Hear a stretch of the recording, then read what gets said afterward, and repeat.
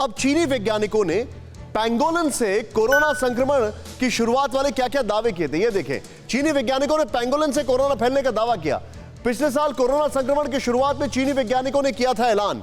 Next, चीनी वैज्ञानिकों ने फरवरी में पैंगोलिन से कोरोना फैलने की संभावना बहुत ज्यादा, यह कहा। पिछले साल फरवरी 2020 में यहां पर देखें, गांगझाओ की साउथ चाइना यूनिवर्सिटी के 2 रिसर्चर्स का यह दावा था। क्या कहा था इन्होंने, प्ले करें इसको यहां पर। नेक्स्ट, राहुल।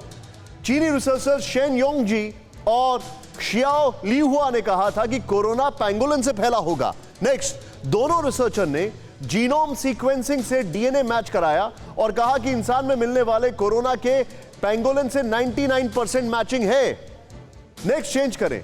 इन दोनों रिसर्चर्स ने कहा कि पैंगोलिन ही साउथ चाइना में कोरोना फैलाने का इंटरमीडिएट होस्ट हो सकता है, जो कि अभी श्याम सर बोल रहे हैं पॉसिबल ही नहीं है। नेक्स्ट, चेंज करें यहां पर। चीन में पैंगोलिन बेचने पर 10 साल की सजा हो सकती है। ध्यान दीजिए, पैंगोलिन को वहां पर, नेक्स्ट चेंज करें, पैंगोलिन को वुहान वेट मार्केट में अवैध तरीके से बेचने का दावा किया गया। यह भी एक थ्योरी लेकर आए। चीन में कई रिसर्चर्स ने अफवाह फैलाई, चेंज करें प्लीज, कई रिसर्चर्स ने अफवाह फैलाई कि वुहान के वेट मार्केट में अवैध तरीके से बेची गई पैंगोलिन से कोरोना वायरस फैला है। राहुल, दोनों वॉल का कंटेंट एक साथ दिखाएं। मैं सीधे चलूंगा यहां पर। प्रोफेसर राजन मेरे साथ हैं। सर, कितना ऑर्केस्ट्रेटेड है ये सब कुछ? अब आप में बड़ी कितनी रोचक बात है, चाइना की एग्रीकल्चर यूनिवर्सिटी के 2 साइंटिस्ट, एग्रीकल्चर यूनिवर्सिटी के, इधर उधर के नहीं, 2 रिसर्चर्स कहते हैं कि कोरोना फैला पैंगोलिन से, बैट से, और वो वहां पर मिलता ही नहीं है। पैंगोलिन के ऊपर बैन है। मतलब पूरा एक अच्छा डिजाइन करके थ्योरी तैयार की है। देखिए निशांत, ये बहुत ही महत्वपूर्ण सवाल है, अहम सवाल है। वह इसलिए भी कि इसलिए नहीं केवल कि चाइना को पनिश करना है, इसलिए भी कि इसका ओरिजिन जब तक नहीं पता चलेगा तब तक इसके विरोध में जो इफेक्टिव वायरस है और जो म्यूटेशन हो रहे हैं उसको रोकना भी मुश्किल होगा। तो ये बहुत जरूरी है कि इसका ओरिजिन कहाँ हुआ, इसका पता किया जाए। ओरिजिन ही नहीं, फिर अगर मान लीजिए कि वो वुहान का जो लैब है वहाँ से लीक हुआ है, तो वह कैसे लीक हुआ? क्या वह एक मिस्टेक था या जानबूझ के इसको लीक किया गया था? उस लीक जो वहाँ पे जो रिसर्च हो रहे थे उसके जो चाइनीज मिलिट्री है, जो लिबरेशन आर्मी है, उससे क्या संबंध थे? कहीं वो तो रिसर्च नहीं कर रहा था बायो वेपन्स बनाने के लिए? फिर उसकी जो फंडिंग है वो कहाँ से हुई, उसमें कौन कौन से एजेंसीज इन्वॉल्व हैं?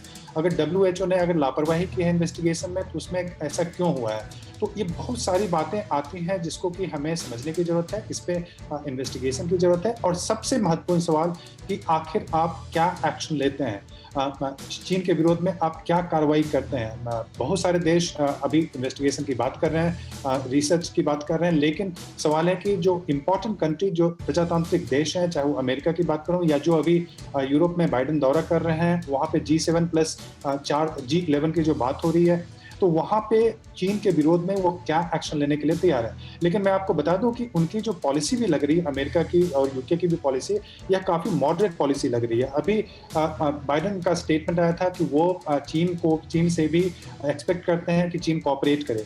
चीन के विरोध में जो अगर एक्शन लेना चाहिए, डेमोक्रेसीज को इकोनॉमिक सैंक्शन की बात करें या फिर जो इन्वेस्टिगेशन के दबाव बनाने की बात करें, तो वो सारी बातें नहीं हो रही हैं। चीन पे दबाव क्या बनाया जा रहा है? अमेरिका और यूरोपियन कंट्री सर, मैं आज दिखाने जा रहा हूं चीन पे दबाव बनाने का भी जो पूरा मामला है राजन सर, वो भी अमेरिका की डबल टॉक दिखाई दे रहा है पॉलिसी। एक तरफ उनकी इकोनॉमिक समिट्स चल रही हैं और दूसरी तरफ वो बोल रहे हैं हम चीन के ऊपर दबाव बना रहे हैं। जी बिल्कुल। देखिए, अमेरिका एक, जैसा कि आप जानते हैं, पहले हम लोग कई बार डिस्कस कर चुके हैं कि एक ट्रांजैक्शनल स्टेट है। वो रशिया का तरह नहीं है जहाँ पे एक रूलर डिसाइड करता है और वही पॉलिसी इंप्लीमेंट होती है। वो चीन के तरह का नहीं है। तो वहाँ पे उनका जहाँ भी बेनिफिट होगा वहाँ पे वो निगोशिएट करने की बात करेंगे। देखिए, अभी क्या बोला जा रहा था कि चीन सबसे बड़ा दुश्मन है, उससे पहले बोला था रूस सबसे बड़ा दुश्मन है। लेकिन अभी अगर देखेंगे अमेरिका की पॉलिसी में, तो G7 पे एक साथ बात करेंगे, लेकिन उसके बाद वो राजन सर, मैं क्योंकि आज मैंने शो थोड़ा सा देर से शुरू किया है, इसलिए मैं चाहूंगा कि थोड़ा शार्प रिएक्शन रखें। फिक्र आपकी, सोमवार से शुक्रवार रात 9 बजे सिर्फ TV9 भारतवर्ष पर।